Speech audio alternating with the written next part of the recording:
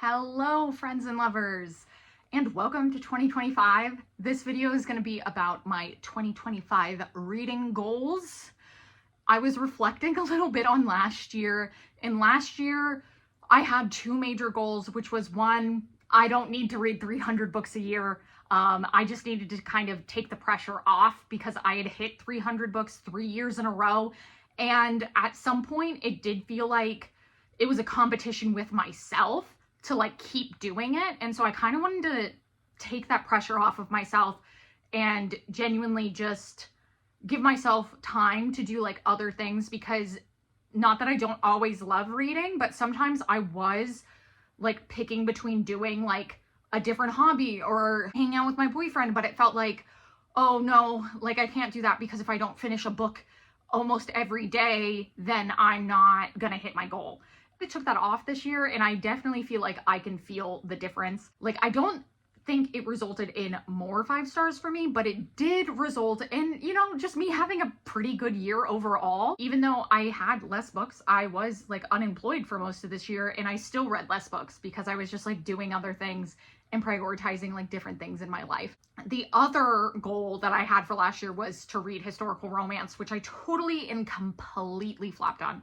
And I'm not carrying that one over into the new year because I just don't find myself reaching for it. And I do think I want to still read them, but I think I just need to like give myself some time. So I did give myself 5 goals for this year. 5 with the caveat of I did do 2, it would be nice if goals, which are going to be on my goals list, but not something I'm super worried about hitting or not.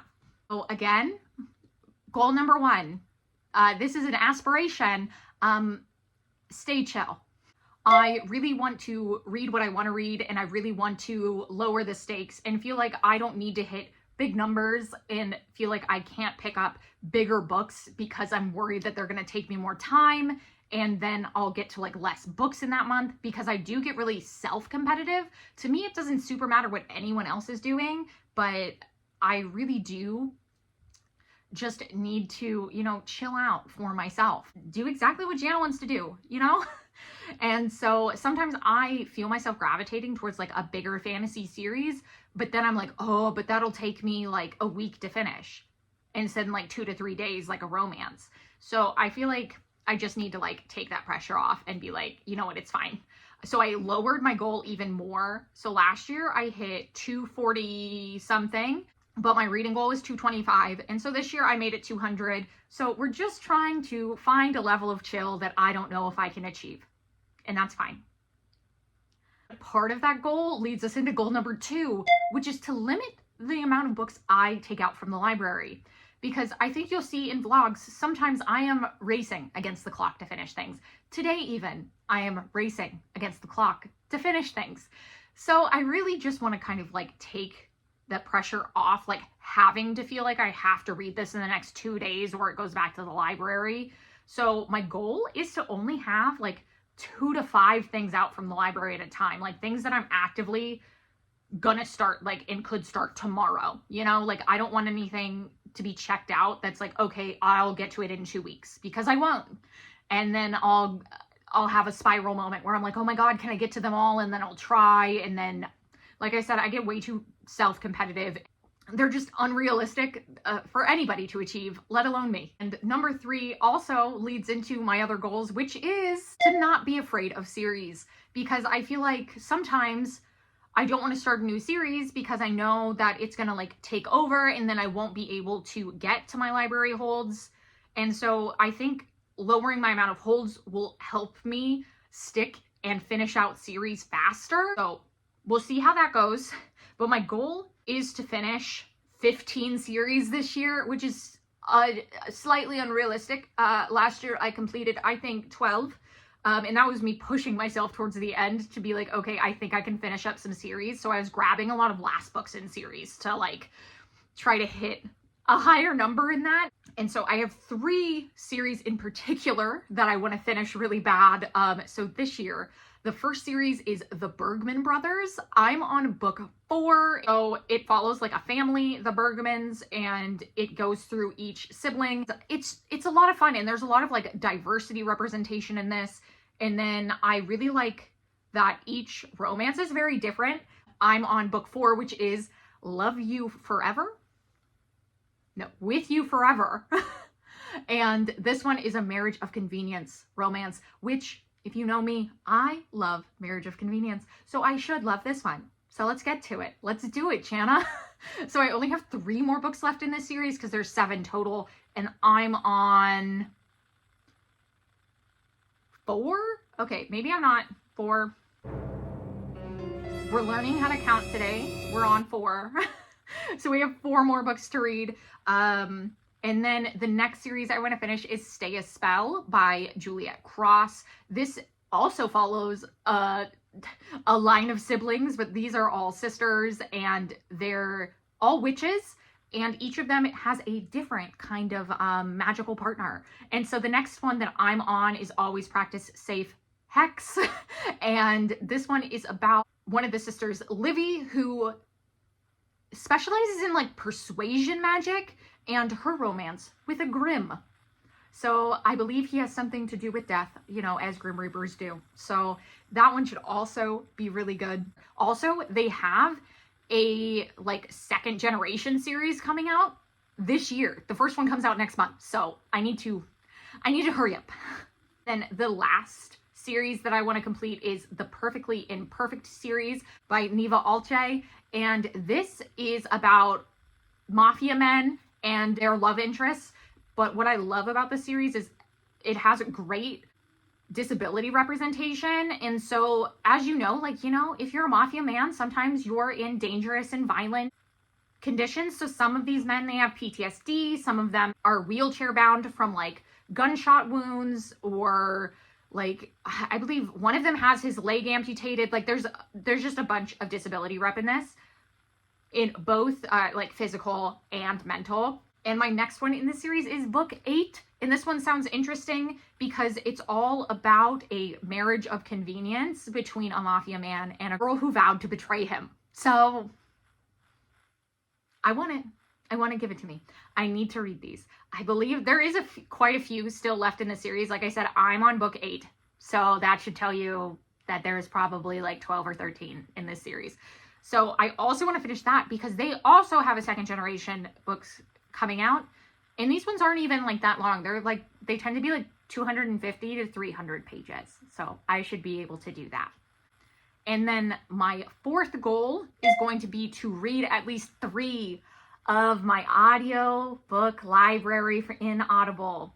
When I tell you that I have 600 plus books in my Audible library, it's insane. I keep buying them and then I don't listen to them. This year we're gonna change, maybe. I think my goal with like completing series and then also limiting my library usage is gonna actually greatly help here, because sometimes I do want to listen to something, but then I always prioritize my books from Libby. And so we're fixing Jana this year. She's gonna be new, improved. She's gonna be different.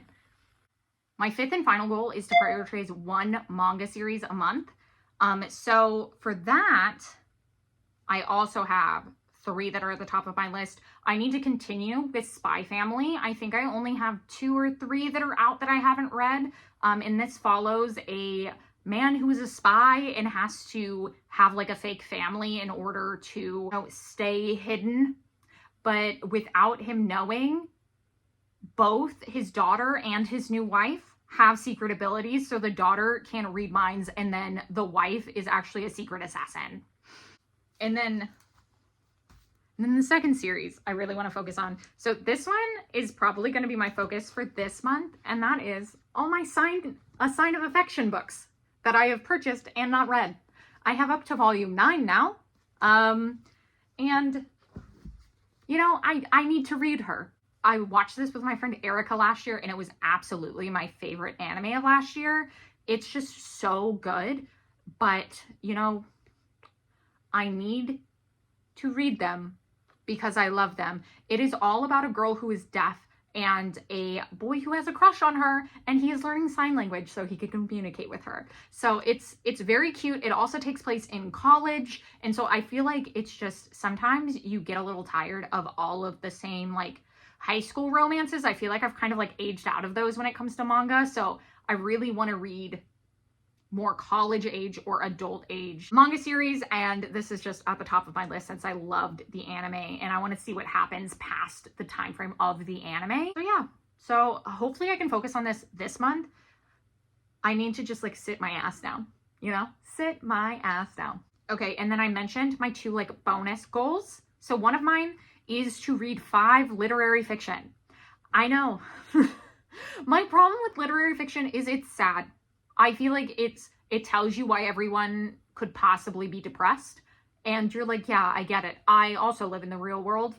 I'm already filled with dread. One of my favorite books of all time is Normal People by Sally Rooney, and that's literary fiction. So I feel like there has to be more literary fiction that I will absolutely adore, and I'm just like not picking it up. So the first 2 that are on my radar is I really want to get to Blue Sisters, which follows 4 sisters in their life and death, because one of the sisters has died, and it's all about the 3 other sisters and how they're dealing with their grief and how their family dynamic has changed, and also just like really explores like what it means to be sisters. I actually already started this one, and so far I'm really enjoying it as much as you can.